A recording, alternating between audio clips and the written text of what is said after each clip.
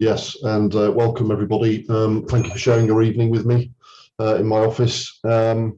So I will start with why 30 Assault Unit really has flicked my interest. Brian mentioned a book, the first book, which was Vanguard, which covers all aspects of intelligence and reconnaissance missions behind D-Day. The signals intelligence, the human intelligence, the work with the French resistance, the special operations executive, the propaganda operations, etc., etc., and certainly 30 Assault Unit, for which my knowledge was pretty scant as a former Royal Marine. It certainly filled that void with the research that I did, and there's a number of books are out there on the bookshelves, as you all know, about the unit. But it is fascinating, and certainly looking at it with a fresh pair of eyes as a SIG-inter as I am, there are some interesting aspects of their work to support Bletchley Park, which I'll talk about. So it's very much the brainchild of a man we are all familiar with, Commander Ian Fleming, the chap in the bottom left there from the Royal Navy Volunteer Reserve. And his official title was 17F, 17 Foxtrot, within the Naval Intelligence Division. He was responsible really for liaison with organisations like the Secret Intelligence Service, MI6, and the Special Operations Executive. And he reported directly to the Commander of Combined Operations, but in reality, he fell under the direct authority of DNI, the Director for Naval Intelligence, who was at the time Admiral John Godfrey. The unit's operational role was ostensibly to move ahead of advancing Allied forces to undertake covert infiltrations into enemy territory by land, sea, and air, and to capture much needed intelligence in the form of documents, equipment, enemy personnel. So they had specially trained interrogators within the unit, but also code books and cipher material. And the unit served across the globe in North Africa, the Greek islands, Norway, Sicily, Italy, Corsica, across occupied Europe, and also the Far East. And apologies for the background noise, but we live next to a main road, so if you might hear the odd motorbike.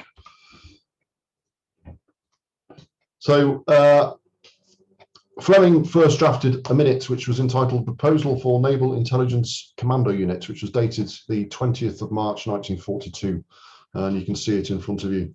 And it was accepted by the Joint Intelligence Committee, or the JIC, and you'll notice Operation Sledgehammer there mentioned on the 6th paragraph, which is one of the proposed operations to carry out a cross-channel attack in 1942 with the Americans. Well, DNI authorised the formation of 30 assault units on the 30th of September 1942, and it was initially known as the Special Intelligence Unit, or SIU. But it later went on to be renamed as 30 Royal Navy Commando Special Engineering Unit, and then in December 1943 it was given the title 30 Assault Unit, and the number 30 came directly from the door of the office in the Naval Intelligence Directorate office, where they were based in the Admiralty. And their success most certainly was attributed to the blend of technical scientific staff deployed with highly trained and highly skilled commandos. And the term assault unit was most certainly a cover term to try and cover up the covert intelligence remit that they had. Obviously, calling themselves a special intelligence unit sort of gave the game away. The Germans had their own specialist intelligence gathering unit, which deployed ahead of forward troops, and it very much became the model by which Ian Fleming was shaping his new project for. But Operation Jubilee in August 1942, and many of you will be very familiar with the Dieppe raid, and a section from the unit before its actual official formation was put together by Ian Fleming, and it operated covertly within the raid as part of a section of 40 Royal Marines Commando under Lieutenant Huntingdon Whiteley on HMS Locust. And their role was to carry out a pinch operation being a covert operation to gather signals, intelligence, documents, and equipment. And they're tasked with exploiting a German naval headquarters in the town. But as many of you know, the operation was a big cataclysmic failure.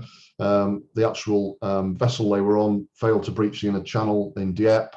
The troops were put onto a landing craft, and then it subsequently sank. So it was all a bit of what we refer to in the Marines as a clusterfuck. It has been suggested that the unit's main target was to obtain spare parts for the new 4-rotor wheel version of the Enigma cipher machine and its associated code books, and this was very much to aid the Government Code and Cipher School, or GC&CS, at Bletchley Park. Pinch operations are nothing new. The Royal Navy had been carrying out pinch operations as far back as the First World War to aid the then cryptanalytic teams who were based in Room 40 in the Admiralty. So, as you all know, strategically, Dieppe was a disaster. 900 Canadian soldiers were killed, hundreds injured, and over a couple of thousands captured. 30 assault units returned to England empty-handed. The 14th Canadian Army Tank Regiment from Calgary, with their 38-ton Churchill tanks, had tested the landings on the sands of Bridport in Dorset, which was a very different undertaking to the beaches of Dieppe. And I'm mentioning this because the raid itself was to transform the way British intelligence viewed topographical intelligence, and more on that later. So the unit, over the course of the Second World War, really comprised 4 separate sections. Number 33 section, which was exclusively Royal Marines, 2 officers, 20 other ranks initially, which developed through 1944 to 6 officers and 144 other ranks, and that was split into A, B, and X troops. Number 34 section, which was predominantly Army, comprised 4 officers and 20 other ranks. Number 35 section, the RAF, comprised just 2 officers who were probably just doing bottle washing. Number 36 section, Royal Navy, comprised between 5 and 10 officers. In the summer of 1943, Op Husky, the invasion of Sicily and subsequently Italy, the unit deployed about 50 personnel into that theatre. And they also included a temporary secondment of specialist officers and Admiralty scientists. This is for the first time, and captured certainly substantial quantity of documents and equipment of operational value. And they worked exclusively at this stage in self-contained teams consisting of 2 officers and 6 to 8 other ranks, which were carried in typically trucks, and they were then left about 2 to 3 miles behind the front line, and the team would advance on the objectives either on foot or through a fighting vehicle. So initially, the unit was based in Amersham, and in 1944 the unit moved to the town of Littlehampton on the coast, and the headquarters was established in the property on the right there, which is on St Augustine's Road in the corner. And much of the administration and organisation of the headquarters fell to its secretary, a lady called Miss Margaret Priestley, who was a history don from Leeds University, who transferred to 30 Assault Unit from the Department for Naval Research. And Priestley is believed to be the inspiration for Fleming's Miss Petty Petherville, the original character that became Miss Moneypenny. The unit was billeted in local houses, and around the town there were various assault courses, fitness and weapons training facilities, and the men certainly were fighting fit. Speed marches were carried out beyond the towns of Arundel and Amberley, and the unit was commanded by Lieutenant Colonel Arthur Woolley, who was the ex-CO 447 Royal Marines Commando, and he resided on the first floor of the building in Littlehampton. And also attached to 30 Assault was a Forward Interrogation Unit, or FIU, from the Royal Navy. Deployed teams would work in close collaboration also with the Intelligence Corps' field security sections. A typical team would be a Royal Navy officer in command, a technical officer who could be an attached scientist, a German-speaking officer from the Forward Interrogation Unit, a Royal Marines officer or a senior NCO with a section of Royal Marines, with vehicles and a wireless telegraphy or radio section. And cooperation with the FIU interrogators was invaluable to the unit when it deployed into Normandy. And a key planning tool for the unit was what they referred to as the blacklist, and it was essentially a set of military, political, or industrial targets that were prioritised. and they were derived from all source intelligence that was available to the unit. Detailed plans requirements were very much shaped by DNI, and they relied on information from topographical models, maps, or reports from the Inter-Services Topographical Department, the ISTD, which may well be the subject of a future book, who are based at Manchester College and in Oxford and at Cambridge University. There's also the Special Operations Executive, the PWE, the Political Warfare Executive, which carried out the propaganda work, aerial photography, signals intelligence, BBC monitoring radio reports, Ministry of Information press analyses, prisoner of war interrogation reports from the Combined Services Detailed Interrogation Centre or the Royal Patriotic School, even Secret Intelligence Service reports or CX reports and captured documents. So they had a huge amount of intelligence at their fingertips. And it was widely appreciated by the unit that the most valuable and accurate sources of information came from those prisoner of war interrogation reports and captured documents. The information was typically filtered into handbooks, which prioritised the regions and areas of focus for the unit as it went ahead of an advancing force. 30th Assault Unit had personnel deployed with the ISTD to assist with the choreography of a lot of this work. And certainly Godfrey himself was a big advocate of the ISTD outputs, and he attributed much of the success of 30th Assault Unit to the intelligence that had been provided by the teams in Oxford. Volunteers for the unit were given general commando skills and weapons training, but also more advanced military skills such as demolitions and counter-demolitions training at HMS Volcano, aptly named, in Cumberland, parachute training at the PTS facility in Ringway in Manchester, which is now Manchester Airport, and the full course at the London School of Street Fighting, which I think is still open somewhere in Brixton. The Royal Navy officers took the course at Scotland Yard on topics like searching and interrogation of prisoners, search and entry techniques, including lock picking and safe cracking, two very useful life skills.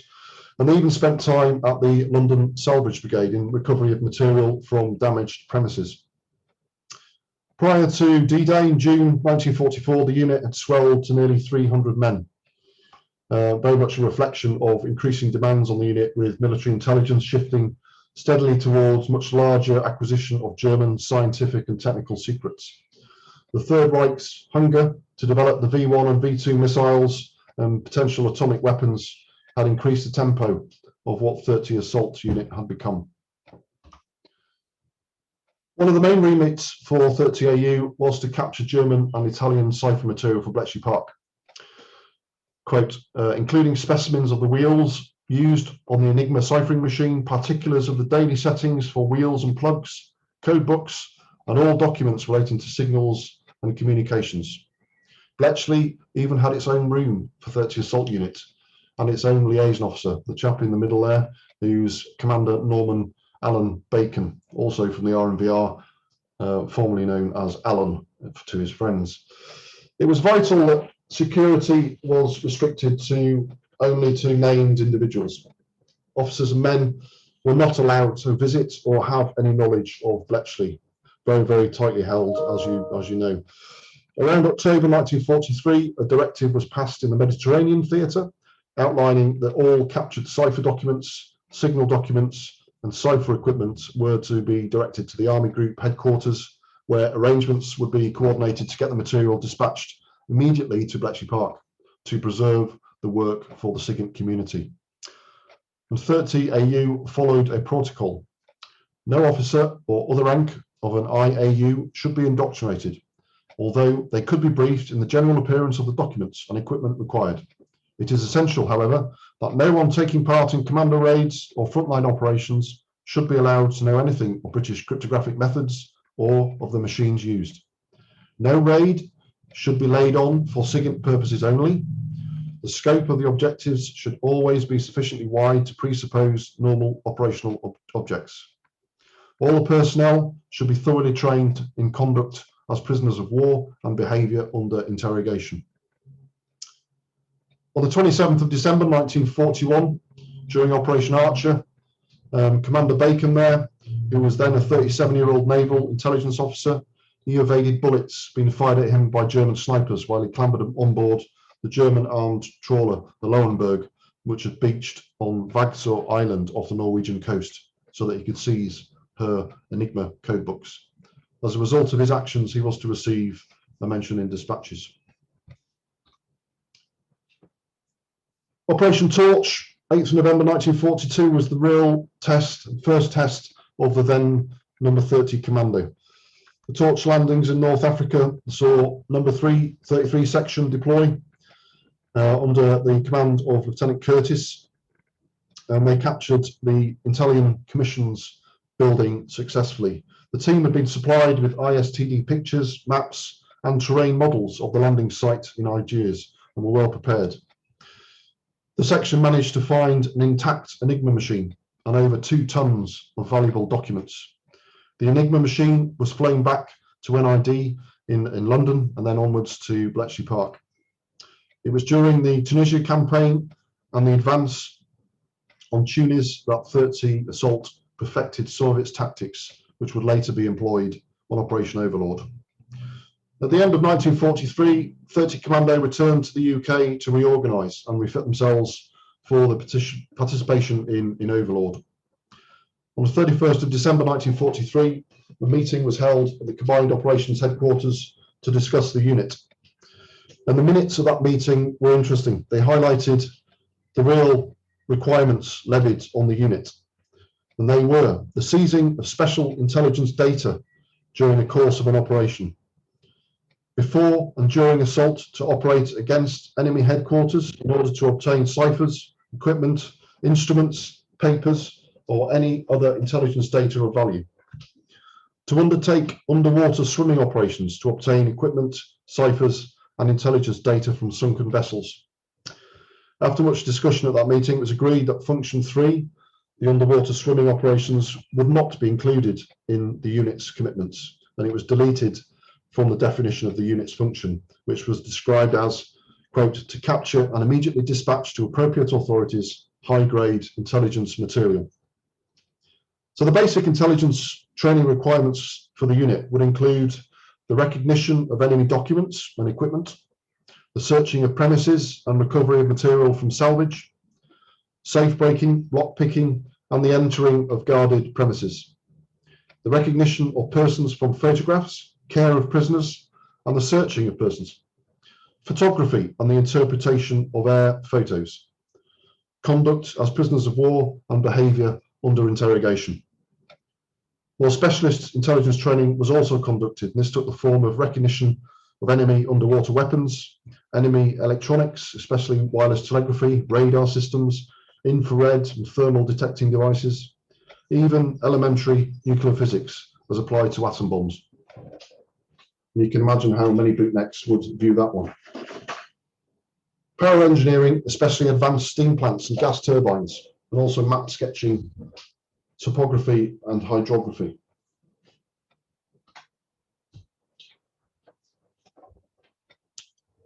The Allied invasion of occupied Europe gave 2 clear objectives for Operation Overlord for the unit: the German naval headquarters and the port area of Cherbourg, and the Douvres-la-Devrande radar station. I said that in my best French. In January 1944, DNI ordered 30 AU plan in detail their role and to develop intelligence dossiers for the targets on each phase of the operation. And a new intelligence section in the Naval Intelligence Division, NID 30, was put under Ian Fleming's control to coordinate the intelligence feed to the unit. On the 1st of May 1944, 30 AU came under the overall command of Admiral Sir Bertram Ramsay, the then Allied Naval Commander Expeditionary Force, based at Southwick House, where we recently had our RMHS Council AGM. From that date, all operational orders for the unit were issued by the Assistant Chief of Staff to Ramsay, and preparations were completed by the 25th of May, and the various detachments entered the closed concentration areas in readiness to embark. On the 4th of June 1944, the unit left Littlehampton for operations on the continent, leaving behind a small rear party. As part of my book, I interviewed a Swansea resident Royal Marine, Patsy Cullen, who was very much the typical 30 AU recruit. He was a Swansea lad, brought up on building sites in and around town until he joined the Royal Marines in July 1941. And after numerous stints in Africa and the Mediterranean with the Royal Marines, he was posted to 30 AU as a driver. Then the troops destined for Normandy took the opportunity to use many of the local villages to sharpen up their urban warfare tactics. And I remember Patsy Cullen saying, "All we did was escort the people who knew about intelligence. We were in little teams with the driver, the intelligence officer sitting alongside him, a corporal or a sergeant, and the intelligence officer's batman. The officer was always Royal Navy, not the Royal Marines. He was a specialist in something, and he was always in charge. They were a superstitious load of bastards. I'm not quite sure about the end bit. But the teams went ashore in American Willys Jeep teams with attached trailers. And the officers were certainly the most valuable commodity in the four-man Jeep teams. These Royal Navy officers have been specially selected for the unit, had the requisite background in training and intelligence gathering, and were often the recognised experts in one field or another, such as communications, gunnery, torpedoes, or explosives. And I asked Patsy what was in the trailer. You were dragging a trailer around Normandy in June 1944. What was in the back of the trailer? And he recalled they used to carry a folding motorbike, but there was only one. And I said, well, who used it? And he said that was for the Royal Navy officer. Everyone else had to fight for themselves. 30 AU teams would go on to the landing crafts in 8 teams on D-Day, with 4 Jeep and trailer teams either side on each line. So it was an LST, I think, from memory. The landing craft was a high-sided boat, and the commandos saw nothing but sky for the whole of D-Day until the ramps went down, which was a welcome relief from seasickness. They went ashore with the first troops and headed towards the port of Cherbourg. Jeeps were followed up by Bedford 3-ton trucks. These were used to ferry captured prisoners and equipment back to Britain. And the unit, the deployed unit, was broken up into specific groups. And Pike Force, which encompassed X Troop, which was commanded by Captain Pike, thus the Pike Force. It also included Captain Hargreaves Heap and Lieutenant Glanville. They landed directly with the assault wave near the town of Saint-Aubin-sur-Mer, and then accompanied the Canadian infantry inland to capture the Douvres radar station. The assault on the radar station failed to control the facility, but they worked their way to Cherbourg and on to Villa Maurice in Octaville, where they found, quote, masses of material as well as an excellent wine cellar. So much happiness was to be had. The team spent over 2 days, funnily enough, in this underground complex, searching desks, lockers, safes, and thousands of files and documents. And it was the only time when a significant portion of the unit operated together. From Cherbourg, the unit operated in parties of up to 10 men, roving the British and American sectors, gathering whatever secret material they could find and return it to London. Another team under Lieutenant Commander Postlethwaite and Lieutenant Hugill landed at Almosh at H+4 on D-Day to search the local radar station, and then join Commander Curtis, whose force was referred to as Kurt Force, to attack targets in the Ouistreham area. Kurt Force included the headquarters staff of 30 AU Naval Wing, who'd previously landed at Port-en-Besson. He'd searched the lighthouse, harbour vessels, and the lookout station, then proceeded on to Ouistreham. War Force, which was another separate unit under Lieutenant Colonel Woolley, landed near St. Mary-l'Église on the Cotentin Peninsula and followed the American task force to Cherbourg to undertake a number of missions against a number of naval targets in and around the town. But going on into July, the unit served in Rennes and Brest, and then followed the French forces into Paris in August 1944. And in September 1944, the unit began a series of operations on the Channel Coast ports as they were incrementally captured by the Allies. 30 AU was copied by a unit that had been established by the Americans in the summer of 1944. It became known as TICOM, which stands for the Target Intelligence Committee, which was a covert airborne, ostensibly airborne unit with attached scientists, and they were tasked with seizing German signals intelligence targets in occupied Europe who'd been identified through prisoner of war interrogations at CISDIC facilities and from ultra traffic from Bletchley. And the unit returned to the UK in October 1944 for further expansion and refitting to prepare for the invasion of Germany. And the unit at that stage had increased to 400 personnel. By May 1945, Royal Marines from 30AU had captured the German naval base at Bremen, a place called Tambach Castle, and seized the entire archives of the German Navy, which was around 300 tons of documents, just to give you some idea of the scale. The 30 Assault Unit detachment was sent to the Far East to support the Southeast Asian Command after VE Day in 1945, but the Japanese surrender precluded any operational deployments. But subsequent activities in Burma, Singapore, Indochina, and Hong Kong did prove much useful intelligence. The 30 Assault Unit was finally disbanded on the 26th of March 1946, and very much its legacy goes forth from 2010 with the reformation of 30 Commando, now known as 30 Commando IX Group or Information Exploitation Group. In 2013, 30 Commando were granted the freedom of Littlehampton as a mark of respect for those that have passed before.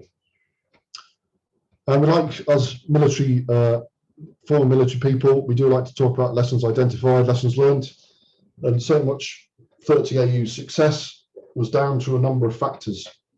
The caliber of individual officers, thorough basic training, the efficiency of motor transport, and notably the unit consisting entirely of combatant personnel who could interoperate with forward troops.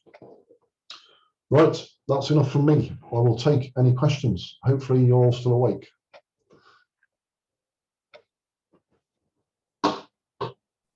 You can stick them in the chat, or you can stick your hand up, or you can wave Brian's shirt violently. David, many thanks. It's quite an enlightening tour de force of the 30AU. It's interesting how little we knew about 30AU relatively recently. In the older members listening today who've served in 4-5 Commando will remember Freddie Townsend, the quartermaster, who was actually a driver in 30AU and on D-Day. But it's normally an unsung story, and it must say a very long overdue. Many thanks for that, and I hope there'll be some questions coming forth now. Anyone? Mike Edwards. Unmute yourself, Mike, if you would. Dave, was there any crossover between the special boats section and 30? Not that I've seen, no. I've not seen any indication that there was. But certainly in theatres in the Mediterranean, there may well have been crossover and a sharing of intelligence, but I've not seen any evidence of that. But they didn't have they had similar training, didn't they? Mm-hmm. Yeah. And some of the training, the pathways, they may well have crossed as well. So, yeah. But nothing documented. Not that I've seen. Okay, thank you.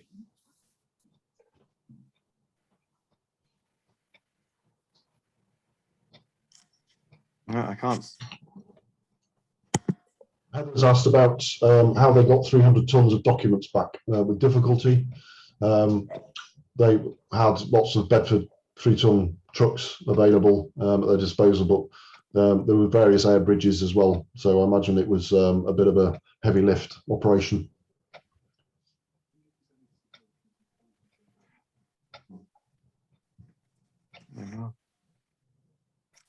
Did they get any significant intelligence back from that?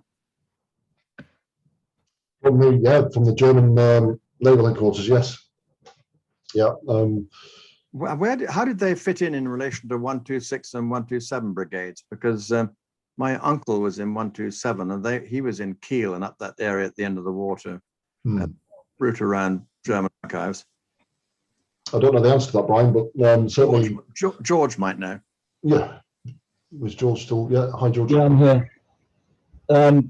The 30 AU were well into the German ports before 116 Brigade, 117 came in a lot later. But Abs, could you elaborate on perhaps one of their biggest successes, which was the German Naval Archive, which they found? Yeah, it was an absolute treasure trove. I'd love to know where it currently resides, but towards the end of the war, a lot of the scientific knowledge of the missile programs, a lot of the scientists were captured. A lot of them were brought back to Britain. Some of them went to America. Involved then forward for some of the space programs that evolved from the 1950s and 60s. But it was a treasure trove of information about the naval from the naval headquarters side. You can imagine the scale of pulling out an archive of that scale, what you're going to find. It was an astonishing operation, but certainly one of the biggest operational highlights that I've read about. There are some I could tell you where a good deal of it is. It's in the Naval Historical Branch on the first floor in one of our stores. Is it really? There's a copy of the whole of the German archive, which covered the history of the German Navy in the First World War and the Second World War. Yeah. Which was originally was given back to the Germans, but we have a microfiche copy of the whole of the archive. Has anybody done any serious research on it, George? There was a good deal of research done after the Second World War, focusing on the archive, but we haven't had the opportunity to do any focused research on it. I mean, there are hundreds of boxes. Imagine, yeah. David, is there any reason why we knew so little about 30 AU for so long? I mean, despite having even some members in our own units right up into the 70s, it's extraordinary. I mean, Freddie Townsend never talked about his time in 30 AU, but maybe because we never asked him. But it seems to be rather like Bletchley Park. Nobody talked. Yeah, that's right. It was, certainly instructed upon personnel within the unit. I'm not seeing any evidence of directives to sign the Official Secrets Act like they did at Bletchley, but certainly there was a cloak of secrecy around the unit right from the start. So, there was certainly a need to isolate the unit and protect what was going on within the unit. So the personnel were indoctrinated in it, but I don't think there was any sort of detail like signing the Official Secrets Act. Certainly the people that were involved with other aspects with the human agencies and the sort of liaison teams and the interrogation teams, they were very much more widely indoctrinated in the secret world, who would have then had to have signed the Official Secrets Act. So broadly speaking, I think the unit, it was a covert unit, and they were told to keep stum. Dave, did they draw any inspiration from the machinations of Admiral Canaris on the German side? Yes. So I mentioned the Fleming sought inspiration. So there was a unit within the Abwehr, the German military intelligence unit called MARES, or MARES, the Marine Ansatz something or other. And they were very much the model by which Fleming came up with the idea. This was a unit that was specially trained, deployed with technicians and scientists to go ahead of an assault force to gather intelligence, and through all the disciplines that 30 AU did, and it was very much built around that German model. So we have good awareness, and this was, a lot of it had been drawn from SIGINT. The amount of intelligence we had on the Abwehr was astonishing. They never caught Canaris, did they? Yeah, I think he killed himself, didn't he, Canaris? Well, so he'd have us believe. Yeah. Yeah. So so a fascinating story of one nation and then another sort of capability developing, learning from each other, learning from your enemy, essentially. David, Ian Huntley has a question. David, thank you for a brilliant talk. I just wondered to what extent it really was Fleming's baby, or is it because Fleming has, become famous through the Bond films that it's sort of retrospectively allocated to him, but actually there's a whole team behind it, and he just happens to be the poster boy? He is the poster boy, but from what I've read and seen, there's no indication to suggest there was anybody else who'd helped spawn the idea. He drafted the minutes, the memo that went into the JIC, and it was accepted. But as we've just been talking, that was formed from an idea from a German unit.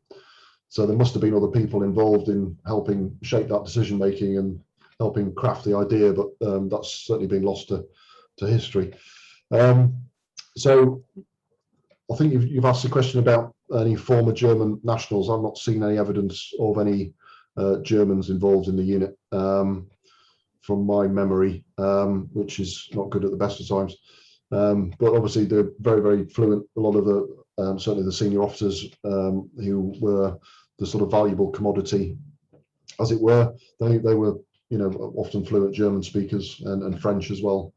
So having multilingual personnel was really important. Brilliant, thank you very much indeed. So there's no record of any connection with Number 10 Inter-Allied Commando and the German troop there. Not that I've seen. No. And Alistair's asked, did they stay in Littlehampton? Yes, as far as I'm aware, and the town is very, very proud. They've got a very small museum in Littlehampton. It's quite a small town, and in one area of the museum, they've got a bit of a display about the unit itself, which is nice to see. The mannequins with the uniform, but they do have a fairly nice archive with some handwritten letters, photographs, to really put a bit of a personal slant on the individuals within the unit. As you all know, looking at archival documents at TNA and can get quite dry. So to get a bit more of a social insight into the individuals involved in the unit when they're writing home to their mums and dads was quite fascinating.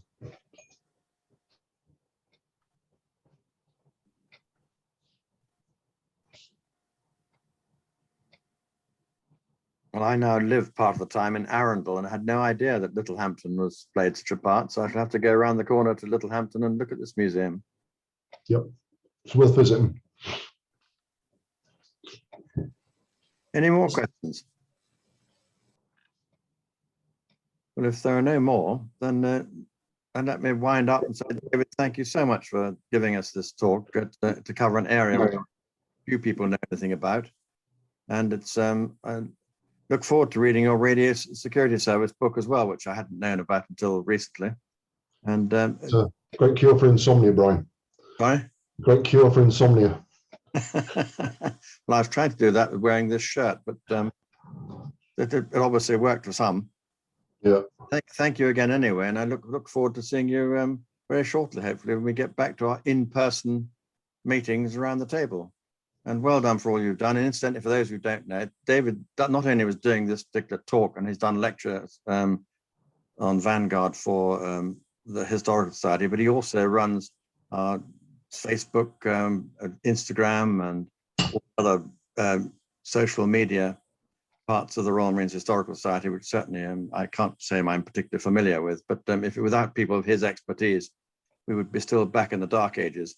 So we owe him a great deal of gratitude for more than just being able to giving this lecture. So David, thank you very much indeed, and look forward to seeing you again.